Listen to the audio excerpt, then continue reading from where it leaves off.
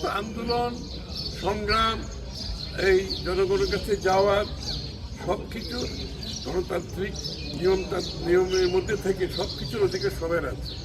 কিন্তু আমি তো বলছি, শেষ কথা হচ্ছে আপনি নির্বাচনে অংশগ্রহণ করে জনগণের কাছে নিয়ে আপনার ম্যান্ডেটটা জনগণ থেকে পাস করতে হবে। সুতরাং সেটাই হচ্ছে শেষ কথা। এটা যদি আমরা বুঝে থাকি তাহলে বাংলাদেশের আগামী গণতন্ত্রের জন্য যে যুদ্ধ করেছি, আমরা ত্যাগ স্বীকার করে লড়াই করেছি, সেটা সফল হবে। মন মানসিকতা গণতান্ত্রিক হতে হবে, জনগণের উপর আস্থা থাকতে হবে।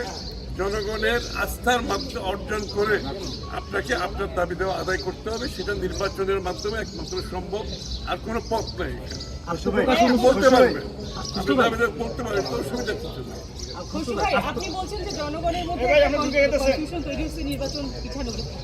কনফিউশন না, জনগণের প্রত্যাশা জাগ্রত হয়েছে। কারণ যে জনগণ তার মালিকানা ফিরে পাওয়ার জন্য 16 বছর অপেক্ষা করতে হয়েছে, তার মালিকানা তারা যত তাড়াতাড়ি সম্ভব ভোটাধিকারের মাধ্যমে তাদের নির্বাচিত প্রতিনিধির মাধ্যমে সরকার গঠন করে, সংসদ গঠন করে তাদের কাছে দায়বদ্ধ জবাবদিহি সরকার তারা চায়।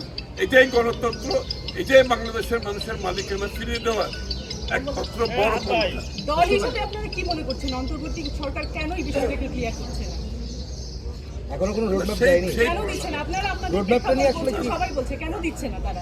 কেন দিচ্ছে না সেই উত্তর তো তারা দিতে পারবে, সেই উত্তর তো আমি দিতে পারবো না। কিন্তু সেটা যত দেরি করবে দেশ তত বেশি ক্ষতিগ্রস্ত হবে, গণতন্ত্র ক্ষতিগ্রস্ত হবে, দেশের শান্তি শৃঙ্খলা ক্ষতিগ্রস্ত হবে, দেশের দ্রব্যমূল্যের বিষয়টি দিন দিন খারাপ থেকে আরো খারাপের দিকে যাচ্ছে। সুতরাং দেশের মানুষের সাথে, গণতন্ত্রের সাথে, জনগণের সাথে দ্রুততম সময়ে গণতান্ত্রিক অর্ডার ফিরিয়ে আনতে হবে। এক এক দিন যাচ্ছে গণতান্ত্রিক সরকার ব্যতীত এক এক দিন সমস্যা বাড়ছে। এটার একমাত্র উত্তর হলো গণতান্ত্রিক অর্ডারের মাধ্যমে, নির্বাচিত সরকারের মাধ্যমে জবাবদিহি দায়বদ্ধ সরকার গঠন করে যাদের পলিটিক্যাল ওয়েট থাকবে, যাদের পলিটিক্যাল মোবিলাইজেশন ক্যাপাসিটি থাকবে, যাদের পিছনে জনগণের সমর্থন থাকবে, তারা এই সমস্যার সমাধান করতে পারে।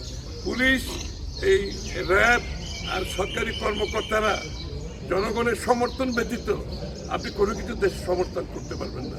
একটি জনগণ সমর্থিত সরকার যখন দেশ পরিচালনা করে, সেই সমর্থনকে নিয়েই কিন্তু দেশ পরিচালিত হয়। সেই সমর্থন দিয়ে দেশের আইন শৃঙ্খলা বাহিনী কাজ করে, দেশের সরকারি কর্মকর্তারা কাজ করে। সেটা আজকে অনুপস্থিত। সেটা যত তাড়াতাড়ি সম্ভব নির্বাচনের মাধ্যমে জনগণের সামনে আমাদেরকে তুলে ধরতে হবে। ডিসেম্বরের মধ্যে কি নির্বাচন সম্ভব? নির্বাচন তো জুন মাসের মধ্যে সম্ভব। নির্বাচন কমিশন যেটা বলছে, তারা তো তাদের প্রস্তুতি সম্বন্ধে কোনো সন্দেহ তো কেউ প্রকাশ করছে না। সুতরাং এটা তো সরকারকে বলতে হবে, সরকারের পলিটিক্যাল উইল থাকতে হবে, ইচ্ছা থাকতে হবে, এবং সেটার অপেক্ষায় জনগণ আছে। আর বাংলাদেশের জনগণ ছাড়াও যারা স্টেক হোল্ডার আছে, দেশের ভিতরে দেশের বাইরে, যারা সিদ্ধান্ত নিতে অপেক্ষা করছে, কারণ তাদের সিদ্ধান্ত একটি নির্বাচিত সরকারের অধীনে হলে তাদের short term, mid term, long term যে প্ল্যান প্রোগ্রাম, এগুলো তারা বাস্তবায়ন করতে পারবে। এই জন্য তারাও সবাই অপেক্ষা করছে। ধন্যবাদ।